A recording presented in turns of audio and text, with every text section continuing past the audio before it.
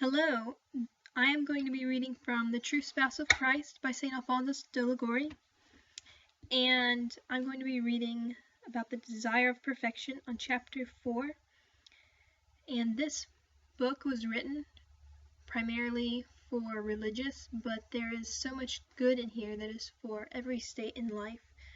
So I'm going to be reading this first part of the chapter, and I might skip a couple of paragraphs that deal exclusively with religious because I want to share this with everybody. So let's get right into it.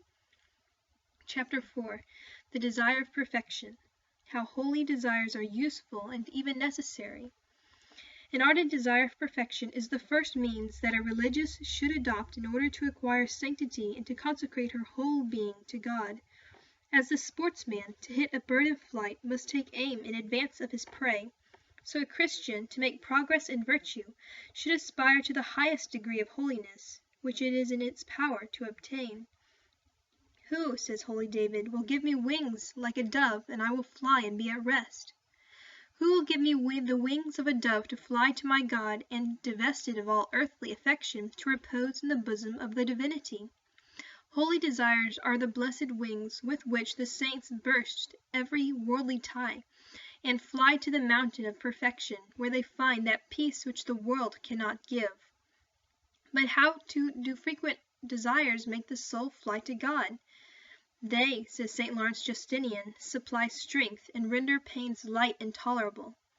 On the one hand, good desires give strength and courage, and on the other, they diminish the labor and fatigue of ascending the mountain of God.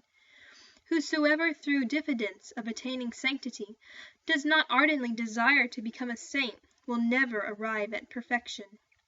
A man who is desirous of obtaining a valuable treasure, which he knows is to be found at the top of a lofty mountain, but who, through fear of fatigue and difficulty, has no desire of ascending, will never advance a single step towards the wished-for object, but will remain below in careless indifference and inactivity. And he who, because the path of virtue appears to him narrow and rugged, and difficult to be trodden, does not desire to climb up the mountain of the Lord and to gain the treasure of perfection, will always continue in a state of tepidity, and will never make the smallest progress in the way of God.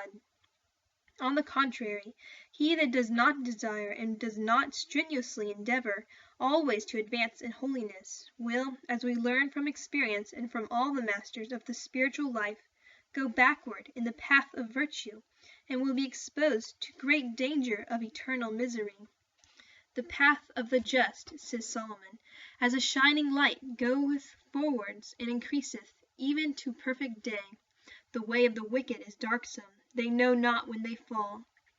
As light increases constantly from sunrise to full day, so the path of the saints always advances, but the way of sinners becomes continually more dark and gloomy, till they know not where they go, and at length walk into a precipice. Not to advance, says St. Augustine, is to go back. St. Gregory beautifully explains this maxim of spiritual life by comparing a Christian who seeks to remain stationary in the path of virtue to a man who is in a boat on a rapid river, and striving to keep the boat always in the same position. If the boat be not continually propelled against the current, it will be carried away in an opposite direction, and consequently, without continual exertion, its station cannot be maintained. Since the fall of Adam, man is naturally inclined to evil from his birth.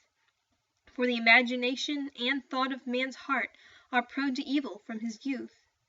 If he do not push forward, if he do not endeavor by incessant efforts to improve in sanctity, the very current of passion will carry him back. Since you do not wish to proceed, says St. Bernard, addressing a tepid soul, you must fail. By no means, she replied. I wish to live and to remain in my present state. I will not consent to be worse, and I do not desire to be better. You, then, rejoins the saint, wish what is impossible. Because in the way of God a Christian must either go forward and advance in virtue, or go backwards and rush headlong into vice. In seeking eternal salvation, we must, according to St. Paul, never rest, but must run continually in the way of perfection, that we may win the prize and secure an incorruptible crown. So run that you may obtain. If we fail, the fault will be ours, for God wills that all be holy and perfect. This is the will of God, your sanctification. He even commands us to be perfect and holy. Be you therefore perfect, as also your heavenly Father is perfect. Be holy, because I am holy. He promises and gives, as the Holy Council of Trent teaches, abundant strength for the observance of all his commands to those who ask it from him. God does not command impossibilities, but by his precepts he admonishes you to do what you can, and to ask what you cannot do, and he assists you that you may be able to do it. God does not command impossibilities, but by his precepts he admonishes us to do what we can, and by the aid of his ordinary grace. And when greater helps are necessary, he exhorts us to seek them by humble prayer. He will infallibly attend to our petitions and enable us to observe all, even the most difficult of his commandments. Take courage, then, and adopt the advice of Venerable Father Torres to a religious who is one of his penitents.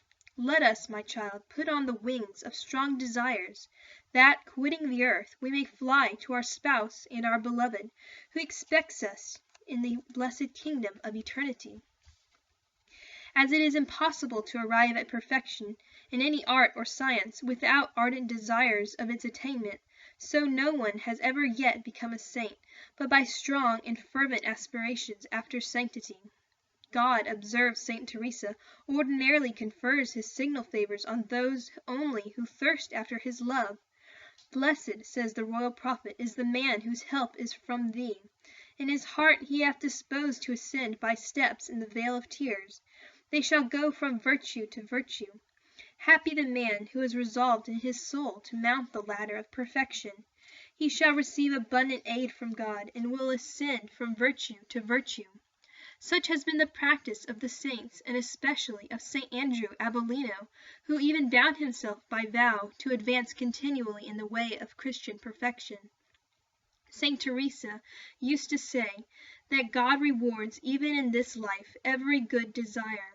It was by good desires the saints arrived in a short time at a sublime degree of sanctity.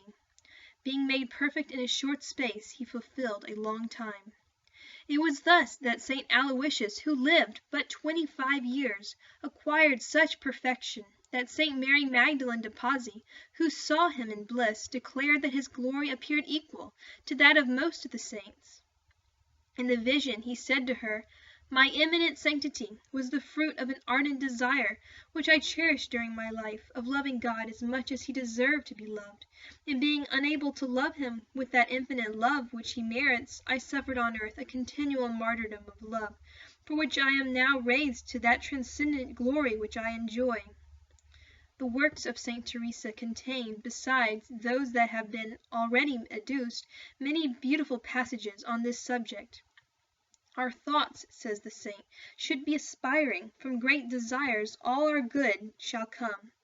In another place she says, we must not lower our desires, but should trust in God, that by continual exertion we shall by his grace arrive at sanctity and felicity of the saints. Again she says, the divine majesty takes complacency in generous souls who are diffident in themselves. This great saint asserts that in all her experience she never knew a timid Christian to attain as much virtue in many years as certain courageous souls acquire in a few days. The reading of the lives of the saints contributes greatly to infuse courage into the soul. It will be particularly useful to read the lives of those who, after being great sinners, became eminent saints, such as the lives of St. Mary Magdalene, St. Augustine, St. Pelagia, St. Mary of Egypt, and especially of St. Margaret of Crotona, who was for many years in a state of damnation, but even then cherished a desire of sanctity, and who after her conversion flew to perfection with such rapidity that she merited to learn by revelation, even in this life, not only that she was predestined to glory, but also that a place was prepared for her among the seraphim. St. Teresa says that the devil seeks to persuade us that it would be pride in us to desire a high degree of perfection, or to wish to imitate the saints. She adds that it is a great delusion to regard strong desires of sanctity as the offspring of pride, for it is not pride in a soul diffident of herself and trusting only in the power of God, to resolve to walk courageously in the way of perfection, saying with the Apostle, I can do all things in him who strengtheneth me. Of myself I can do nothing, but by his aid I shall be able to do all things, and therefore I resolve with his grace to desire to love him as the saints have loved him. It is very profitable frequently to aspire after the most exalted virtue, and to desire it, such as to love God more than all the saints, to suffer for the love of him more than all the martyrs, to bear and to pardon all injuries, to embrace every sort of fatigue and suffering for the sake of saving a single soul, and to perform similar acts of perfect charity, because these holy aspirations and desires, though their object shall never be attained, are in the first place very meritorious in the sight of God, who glories in men of good will, as he abominates a perverse heart and evil inclinations. Secondly, because the habit of aspiring to heroic sanctity animates and encourages the soul to perform acts of ordinary and even easy virtue. Hence it is of great importance to propose in the morning to labor as much as possible for God during the day, to resolve to bear patiently all crosses and contradictions, to observe constant recollection, and to make continual acts of the love of God. Such was the practice of the seraphic St. Francis. He proposed, says St. Bonaventure, with the grace of Jesus Christ to do great things. St. Teresa asserts that the Lord is as well pleased with good desires as with their fulfillment. Oh, how much better is it to serve God than to serve the world, to acquire goods of the earth, to procure wealth, honors, and applause of men. It is not enough to pant after them with ardor. No, to desire and not to obtain them only renders their absence more painful. But to merit the riches and favor of God, it is sufficient to desire his grace in love. St. Augustine relates that in a convent of hermits there were 2 officers of the emperor's court, one of whom began to read the life of St. Anthony. He read, says the holy doctor, that his heart was stripped of the world. Turning to his companion, he said, What do we seek? Can we expect from the emperor anything better than his friendship? Through how many dangers are we to reach still greater perils, and how long shall this last? Fools that we have been! Shall we continue to serve the emperor in the midst of so many labors, fears, and troubles? We can hope for nothing better than his favor, and should we obtain it, we would only increase the danger of our eternal reprobation. It is only with difficulty that we shall ever procure the patronage of Caesar. But if I will it, behold, I am in the moment the friend of God. Because whosoever wishes with a true and resolute desire for the friendship of God instantly obtains it. I say with a true and resolute desire, for little profit is derived from the fruitless desires of slothful souls, who always desire to be saints, but never advance a single step in the way of God. Of them Solomon says, The sluggard willeth and willeth not. And again, desires kill the slothful. The tepid religious desires perfection, but never resolves to adopt the means of its acquirement. Contemplating its advantages, she desires it, but reflecting on the fatigue necessary for its attainment, she desires it not. Thus she willeth and willeth not. Her desires of sanctity are not efficacious. They have for their object means of salvation incompatible with her state. Oh, she exclaims, were I in a desert, all my time should be employed in prayer and in works of penance. Were I in another convent, I would shut myself up in a cell, to think only of God. If my health were good, I would practice continual mortifications. I would wish, she cries, to do all this, and still the miserable soul does not fulfill the obligations of her state. She makes but little mental prayer, and is even absent from the common meditations. She neglects communion, is seldom in the choir, and frequently at the grate and on the terrace. She practices but little patience or resignation in her infirmities. In a word, she daily commits wilful and deliberate faults, but never labors to correct them. What then will it profit her to desire what is inconsistent with the duties of her present state, while she violates strict obligations? Desires kill the slothful. Such useless desires expose the soul to great dangers of everlasting perdition, because wasting her time and taking complacency in them, she will neglect the means necessary for the perfection of her state and for the attainment of eternal life. I do not, says St. Francis de Sales, approve of the conduct of those who, while bound by an obligation or placed in any state, spend their time in wishing for another manner of life inconsistent with their duties, or for exercises incompatible with their present state. For these desires dissipate the heart and make it languish in the necessary exercises. It is then the duty of a religious to aspire only after that perfection which is suitable to her present state and to her actual obligations, and whether a superior or a subject, whether in sickness or in health, the vigor of youth or the imbecility of old age, to adopt resolutely the means of sanctity suitable to her condition in life. The devil, says St. Teresa, sometimes persuades us that we have acquired the virtue, for example, of patience, because we determine to suffer a great deal for God. We feel really convinced that we are ready to accept any cross, however great, for his sake, and this conviction makes us quite content, for the devil assists us to believe that we are willing to bear all things for God.